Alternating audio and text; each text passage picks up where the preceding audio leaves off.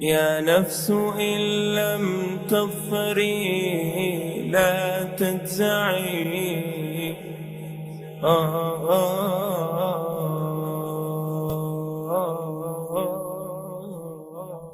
رب اشرح لي صدري ويسر لي أمري واحلل عقدة من لساني يفقهوا قولي. My brothers and sisters, alhamdulillah, we thank Allah subhanahu wa ta'ala for the many bounties that He is bestowing on us every day.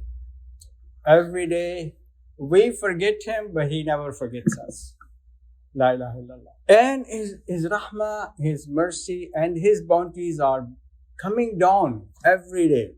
And His bounties, they increase. And they will increase, keep increasing until we see Him. And from there on forward, they never stop also. When we are in the Jannah, the biggest bounty we will have will be seeing Allah subhanahu wa ta'ala.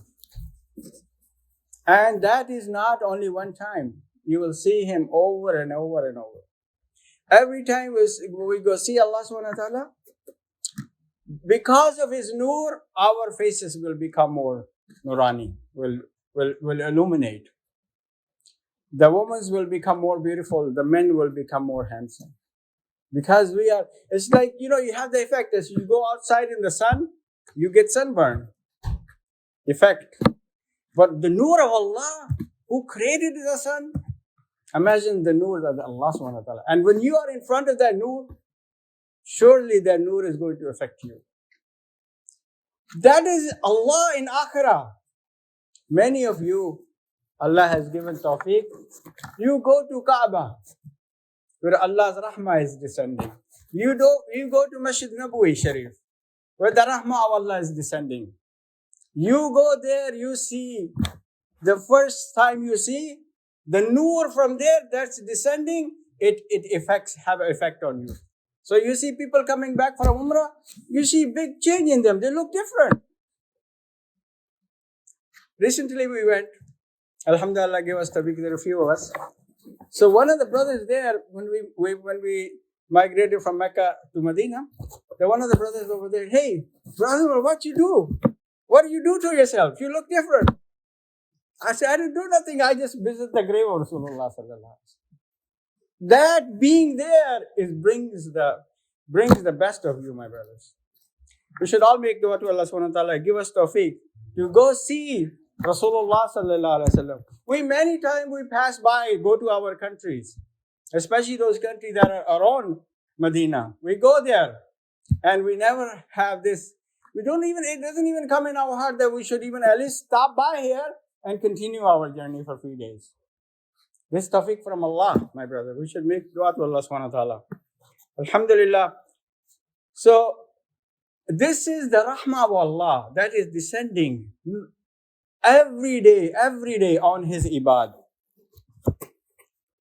And it continues and it never stops. It will never stop. The Jannah will be more beautiful every day. The people in Jannah will become more handsome every day. La ilaha illallah. Just get better. Likewise, that hayat, that good life, everybody is in search for the good life. Why are we working so hard? Because why we migrated from our countries? Because we want a better life. Good life. And that only comes when you have deen in your life.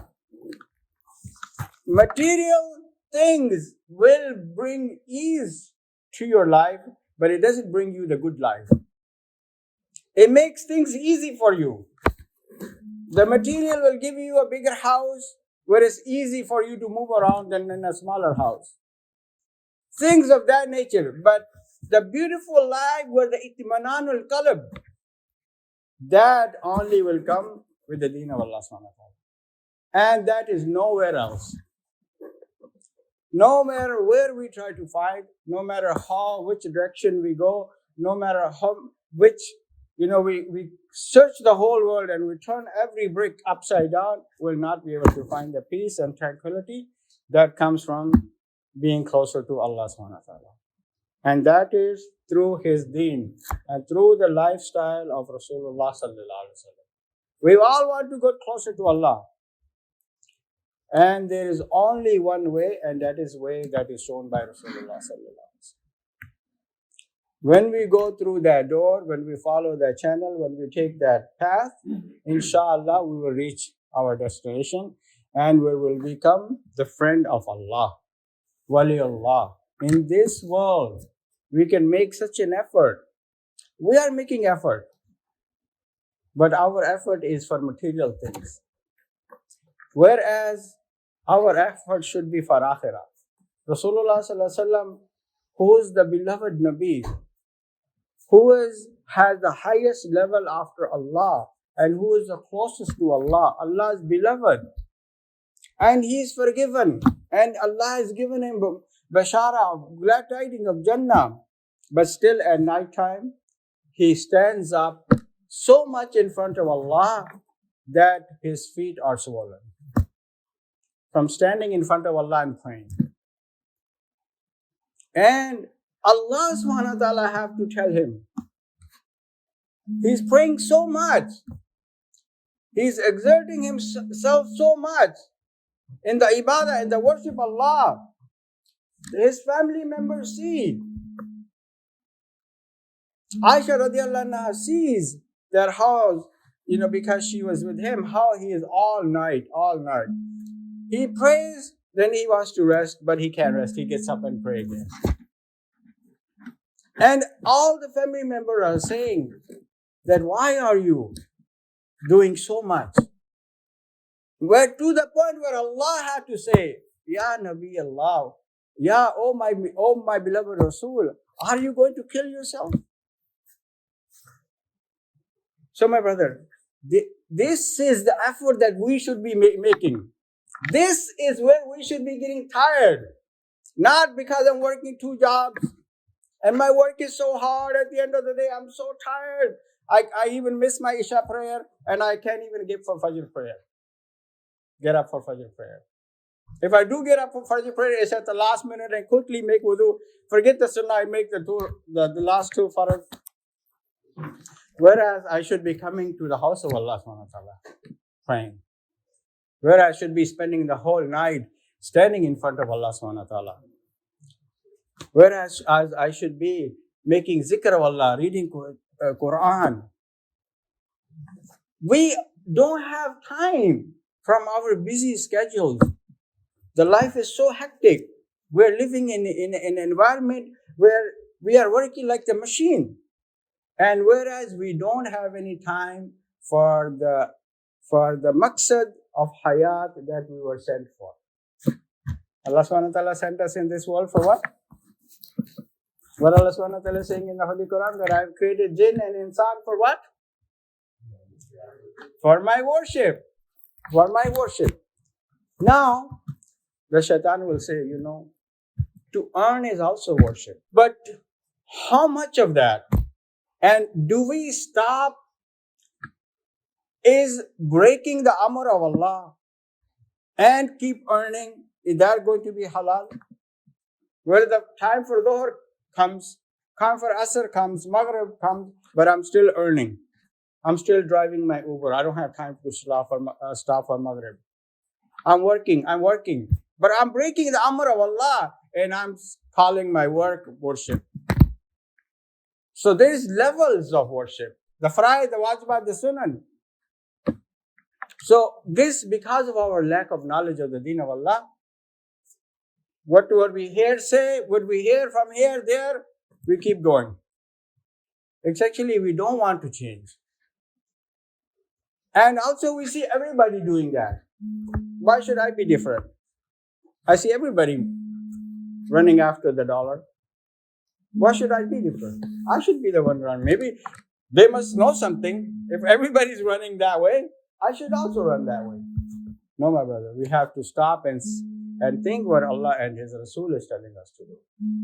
So for this, alhamdulillah, today we were supposed to talk about the salah, the 5 daily prayers, the Jum'ah salah, how important the salah is.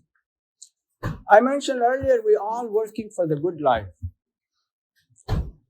If our salah is good, our life will be good.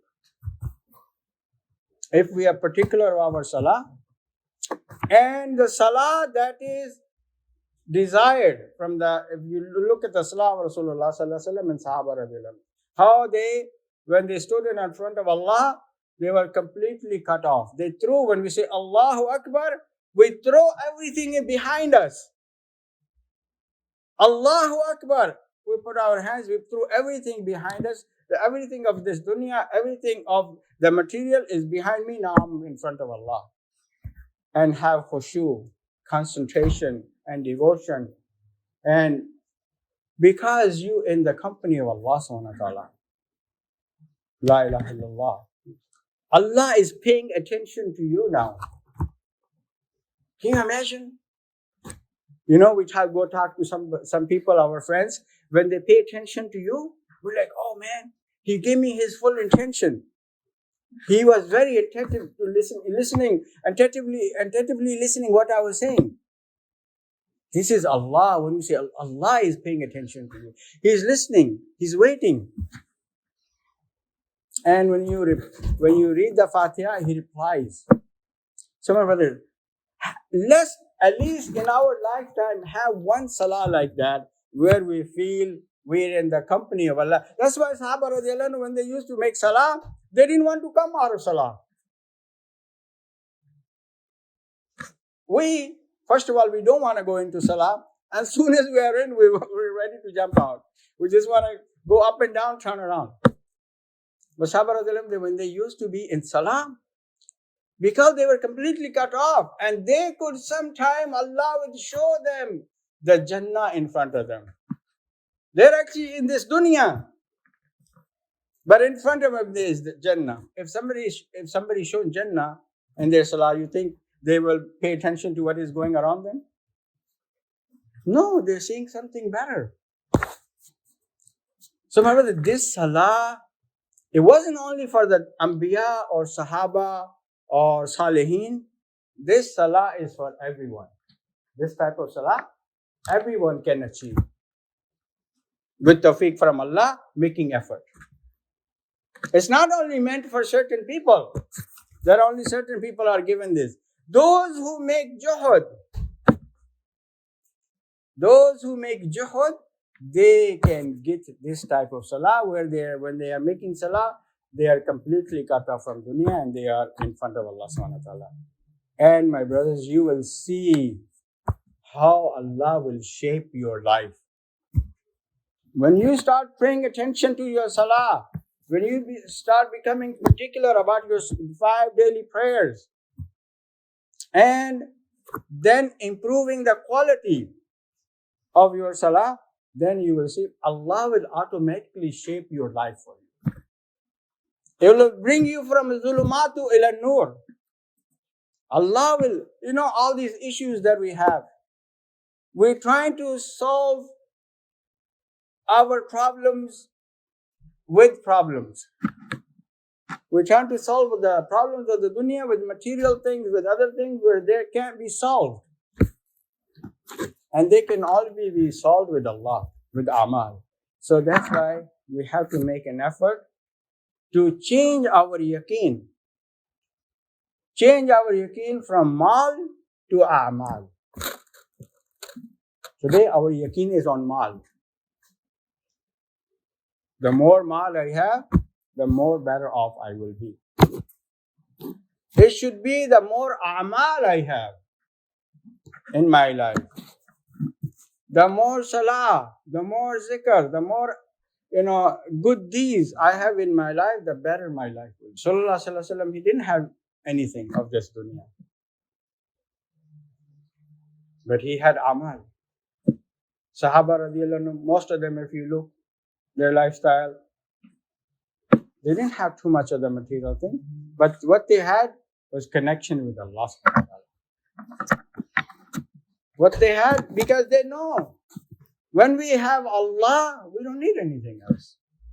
Allah subhanahu wa ta'ala is saying, "Wajadtani, wajadta kulla shay." Oh my slave, you got me, you got everything. And if you lost me, you lost everything. You will be the biggest loser. If a person loses Allah, doesn't know Allah, that is the biggest loser. And that loss can never be recovered. If a person leaves this world without knowing Allah, and that is khusran al-mubin, the biggest loss that can never be turned into success. And my brother, this is only one chance we have. Only one opportunity. When the kuffar, they will see in the akhirah how they screwed up, they messed up they wasted their time by following the nafs and shaitan and following others. Because others were doing this, I want to do that. Because this guy he did this, I want to do like that. Just by following others, forgot about akhirah and made the biggest loss. And when they see, they will ask, oh Allah, give us one chance. Give us one opportunity to go back. We will do everything that you're telling us to do. There's no coming back. Because this world will not exist. Where are you going to go? It's not there anymore. So my brothers, may Allah give us this haqiqat, the reality. It's easy to talk and very easy with listening, but action, my brother, is required because our deen requires action. That's why Sahaba radiallahu anhu, they used to get wealth. Before the end of the night, they would not be able to sleep until they distribute all. It seems like they gave it away. Somebody gives me $10,000 before the end of the night, before I go to sleep, I give it away. Somebody will say, oh, he had good money, he could have done a lot of things with that, but he gave it away. Actually, he didn't give it away. He actually kept that because he deposited in the hereafter. That is the money that he can call the one that you use on yourself and you send forward, that is yours. Rest of the wealth that you have is not yours. Soon as your eyes close, it becomes somebody else's. So have this opportunity now to make our akhirah, build our akhirah and encourage each other for the akhirah. Any opportunity that we find, inshallah, we should try to grab that opportunity. May Allah subhanahu wa ta'ala give us the tawfiq that we are doing the amal that are pleasing to Allah and His Rasul. And we are making fikr for the hereafter. Jazakumullah khairan. Assalamu alaikum wa rahmatullahi wa barakatuh. Alhamdulillah, nahmaduhu wa nasta'inuhu wa nastaghfiruhu wa nu'minu bihi wa natawakkalu alayhi. Wa na'udhu billahi min shururi anfusina wa min sayyiati a'malina. Man yahdihillahu fala mudilla lahu wa man yudlilhu fala hadiya lahu. ونشهد أن لا إله إلا الله وحده لا شريك له ونشهد أن سيدنا مولانا محمدا عبده ورسوله أرسله بالحق بشيرا ونذيرا وداعيا إلى الله بإذنه وسراجا منيرا بسم الله الرحمن الرحيم إن الله وملائكته يصلون على النبي يا أيها الذين آمنوا صلوا عليه وسلموا تسليما اللهم صل وسلم وبارك على محمد عبدك ورسولك وصل على المؤمنين والمؤمنات الأحياء منهم والأموات إن الله يأمر بالعدل والإحسان وإيتاء ذي القربى وينهى عن الفحشاء والمنكر والبغي يعظكم لعلكم تذكرون اذكروا الله يذكركم ولذكر الله تعالى عز وجل وتم أكبر. اقيموا الصلاة.